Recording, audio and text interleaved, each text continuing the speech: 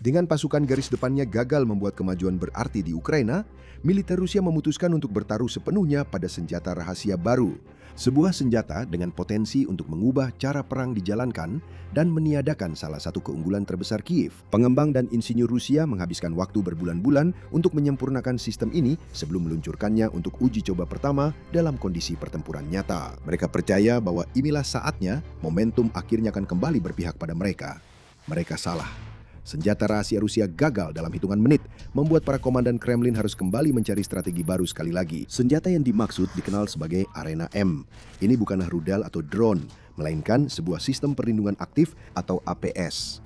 Seperti namanya, APS adalah sistem yang dirancang untuk secara aktif mencegah kerusakan pada kendaraan militer seperti tank dan kendaraan infanteri lapis baja dari senjata seperti roket dan rudal. Contoh terkenal termasuk sistem trofi milik Israel dan Quick Kill APS milik Amerika Serikat.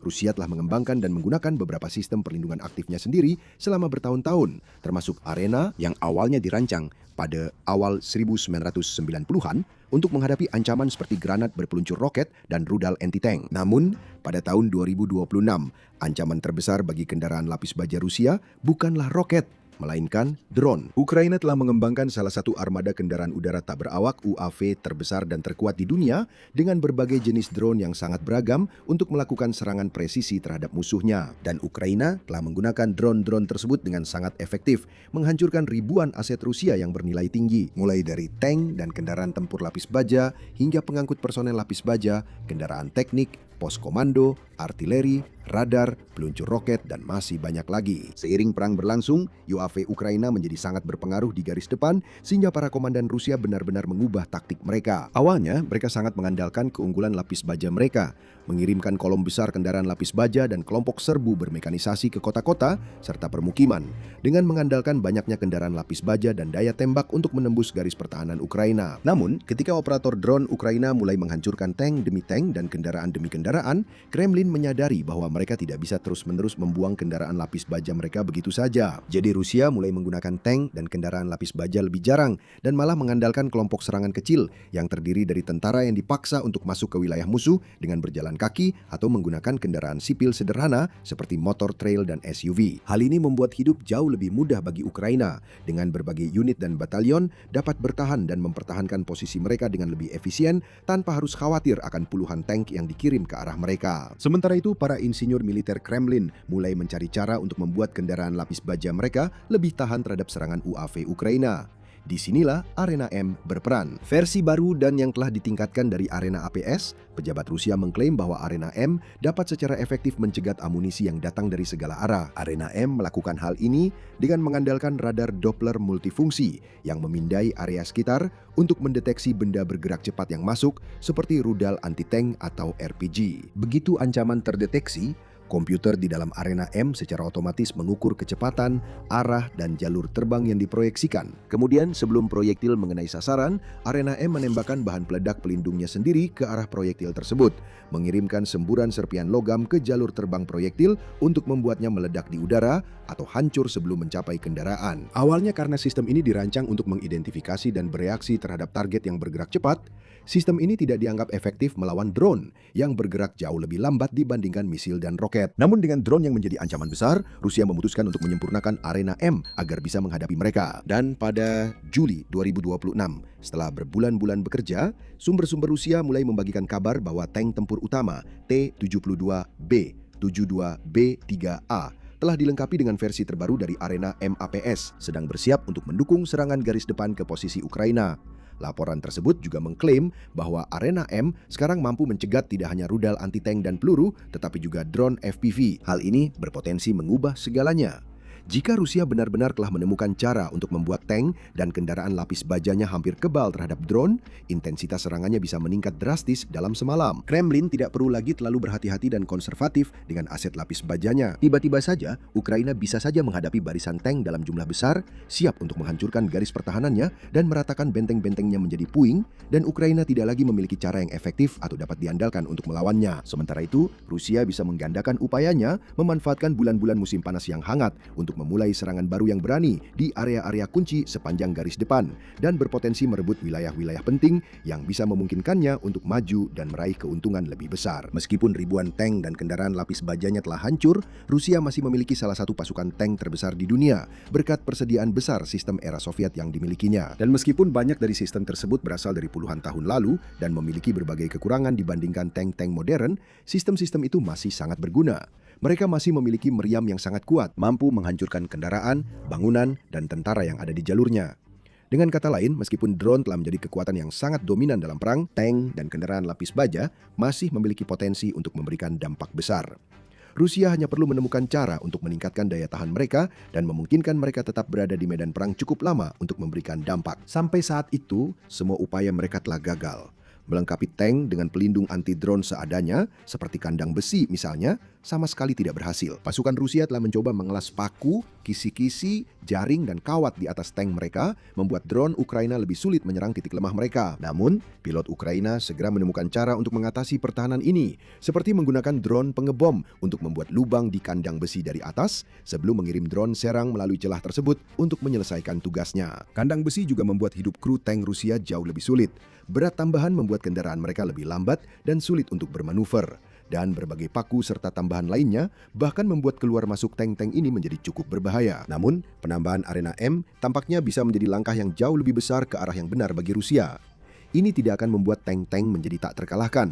Beberapa tetap akan rusak dan hancur juga, dan sistem ini diketahui memiliki beberapa keterbatasan, seperti kenyataan bahwa ia hanya bisa membawa 12 proyektil interceptor dalam satu waktu. Ini berarti bahwa yang perlu dilakukan Ukraina hanyalah mengirim selusin drone ke arah sebuah tank untuk menghabiskan APS-nya, sebelum mengirim drone serang terakhir untuk memberikan pukulan penentu. Namun, 12 amunisi itu masih bisa membantu tank Rusia mendapatkan waktu berharga untuk bergerak melintasi medan perang dan menembakkan senjata mereka ke pertahanan Ukraina. Mereka juga bisa membuka peluang bagi kendaraan lain atau pasukan infanteri untuk bergerak di belakang tank mereka dan menggempur posisi Ukraina. Selain itu, jika Ukraina tiba-tiba harus menggunakan 10 kali lebih banyak drone untuk menghancurkan setiap tank Rusia, itu akan sangat mengubah perhitungan ekonomi dalam perang ini. Kiev akan dipaksa mengeluarkan jauh lebih banyak uang dan material untuk produksi drone jika ingin terus menetralkan kekuatan lapis baja Kremlin.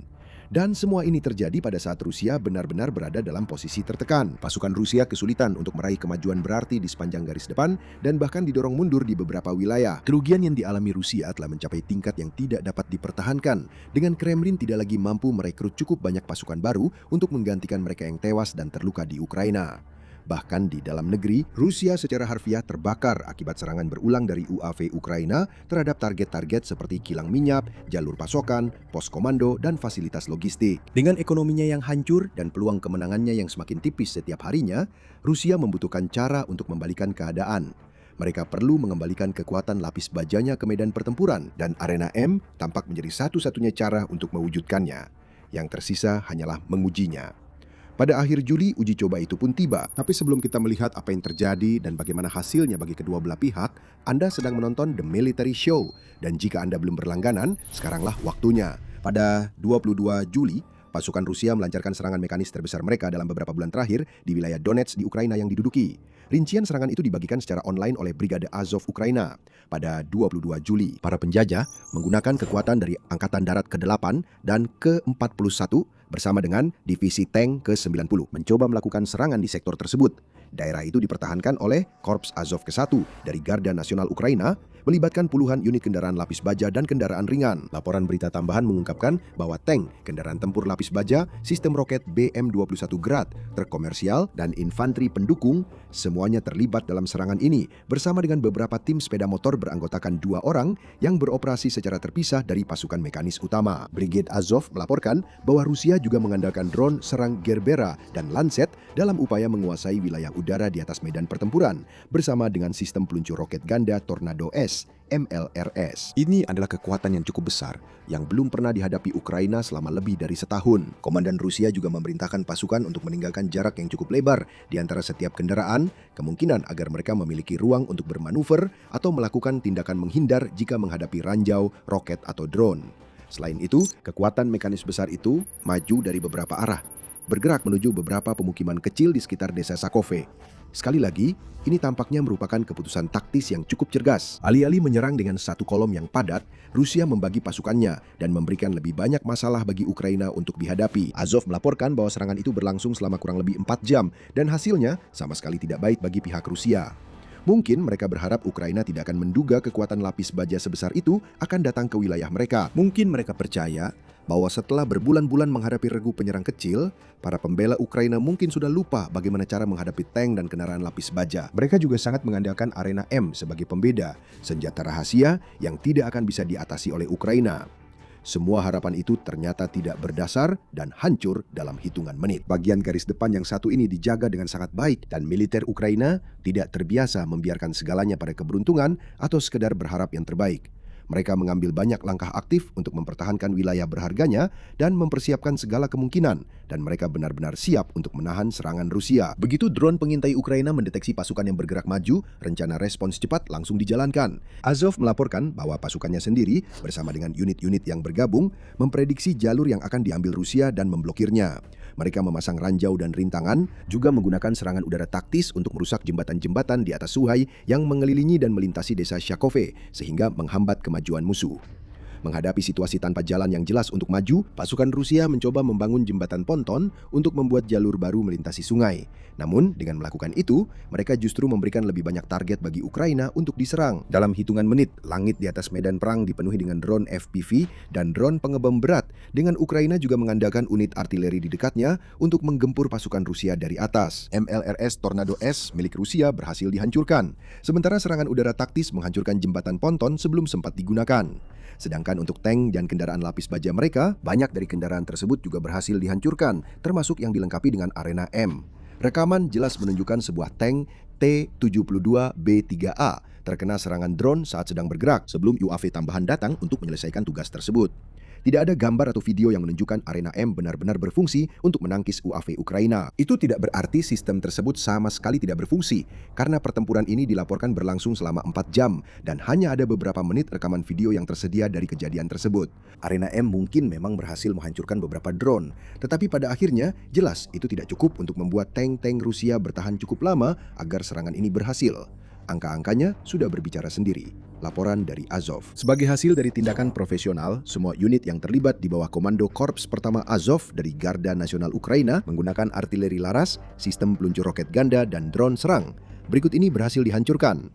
7 tank, 6 kendaraan tempur lapis baja, 1 BM-21 Grad MLRS, 1 Tornado S MLRS, 3 unit peralatan khusus, dan 47 unit kendaraan ringan. 123 penjajah berhasil dilumpuhkan dan 29 lainnya terluka. Serangan mekanis berhasil dipatahkan. Kementerian Pertahanan Rusia tetap bungkam tentang operasi tersebut. Kemungkinan besar karena malu dan merasa dipermalukan atas besarnya kegagalan mereka. Dan meskipun ada kemungkinan beberapa tim infanteri atau tim motor berhasil melewati area pertempuran utama, serangan ini harus dicatat sebagai bencana bagi pasukan Kremlin. Banyak blogger militer Rusia telah menyatakan hal yang sama, dengan beberapa suara terbesar mengecam para komandan Kremlin karena memberikan lampu hijau pada serangan yang menurut mereka sangat bodoh dan sia-sia. Kanal Perwira di garis depan misalnya menulis, di era dominasi drone total, mengirimkan kolom mekanis ke serangan frontal bukanlah taktik, melainkan bunuh diri. Ini bukan perang, ini adalah pembantaian yang dilakukan oleh orang-orang tidak kompeten dari distrik militer pusat. Sistem perlindungan aktif baru dari T-72 tidak berguna. Itu tidak menyelamatkan siapapun, itu tidak berfungsi. Sekarang sudah Juli 2026 dan jenderal-jenderal bodoh kita masih saja menyerang dalam formasi kolom. Ini memalukan. Ini adalah puncak ketidakmampuan. Dan keputusan seperti ini harus dipertanggungjawabkan sepenuhnya. Penulis dan aktivis politik Rusia Vladimir Kucherenko yang lebih dikenal dengan nama pena Maxim Kalashnikov setuju.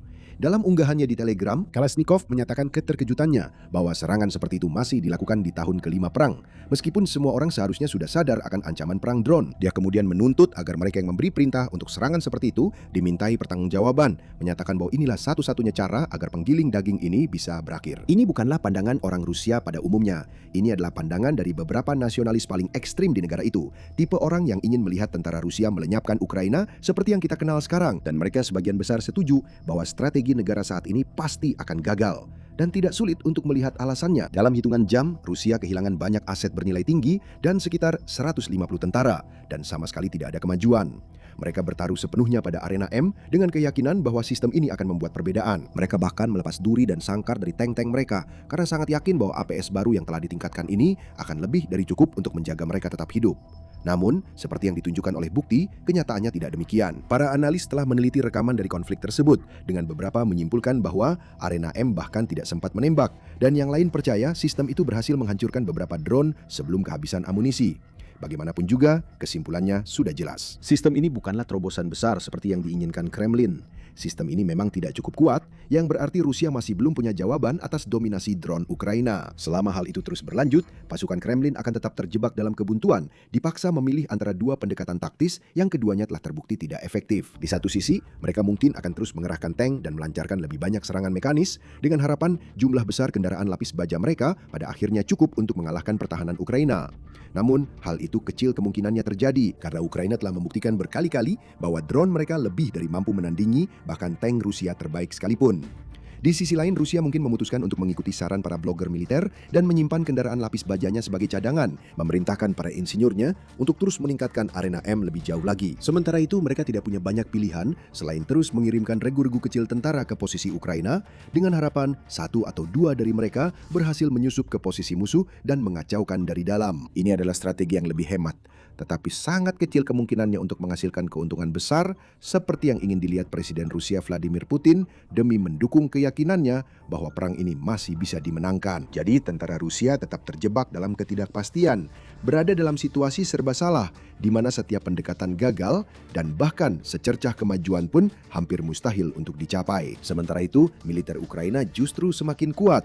Negara tersebut baru saja menunjuk panglima baru yang berani, Mayor Jenderal Mikhailo Drapati, yang bisa Anda pelajari lebih lanjut di video ini. Atau untuk mengetahui lebih lanjut tentang rencana jangka panjang Kiev untuk menyeret Vladimir Putin ke meja perundingan dan akhirnya mengakhiri konflik ini, tonton video ini. Dan terakhir, untuk laporan berita terbaru, analisis mendalam dan penjelasan detail tentang pertempuran terbesar, perlengkapan militer, serta taktik dalam perang Rusia-Ukraina, berlanggananlah ke The Military Show hari ini.